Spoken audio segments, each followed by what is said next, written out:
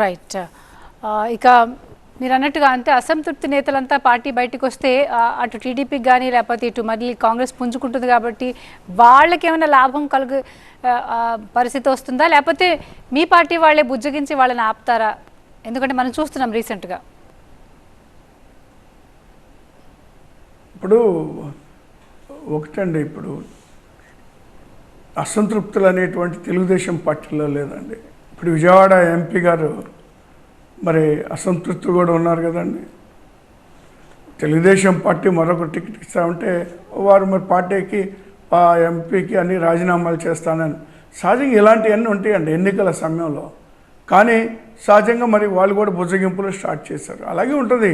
మేము కూడా అంతే, ఎవరైనా అసంతృప్తి ఉంటే ఖచ్చితంగా వాళ్ళతో మాట్లాడతాం, వాళ్ళకి సముచితమైనటువంటి స్థానం కల్పిస్తాం.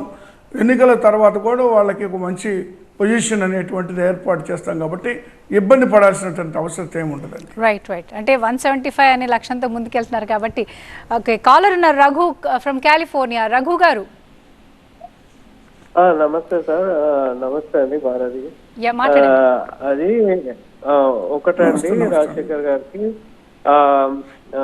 ఏం లేదండి. ఇప్పుడు 3 రాజధానులు అన్నారు కదా, అయితే 3 రాజధానులు ఈజ్ గుడ్ కాన్సెప్ట్. కానీ మీరేంటంటే ఇప్పుడు సచివాలయం కూడా అంటే ఆ పరిపాలనా రాజధాని కూడా సగం అమరావతిలో సగము వైజాగ్ లో పెడితే I think the disputes will be less అన్నమాట. అంటే కొంచెం ప్రాబ్లమ్స్ తక్కువ వస్తుండొచ్చు.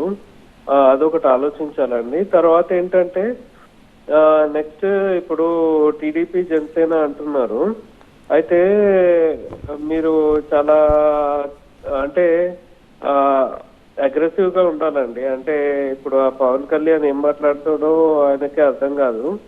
సో మీరు గెలవాలంటే ఇంకా అగ్రెసివ్ గా క్యాంపెయిన్ చేసి అంటే కొంచెము ప్రజలకి ఇంకా చేరువుగా అయితే మంచిగా ఉంటుందని నా అభిప్రాయము. మళ్ళీ జగన్మోహన్ రెడ్డి సీఎం కావాలని మేము కోరుకుంటున్నాము.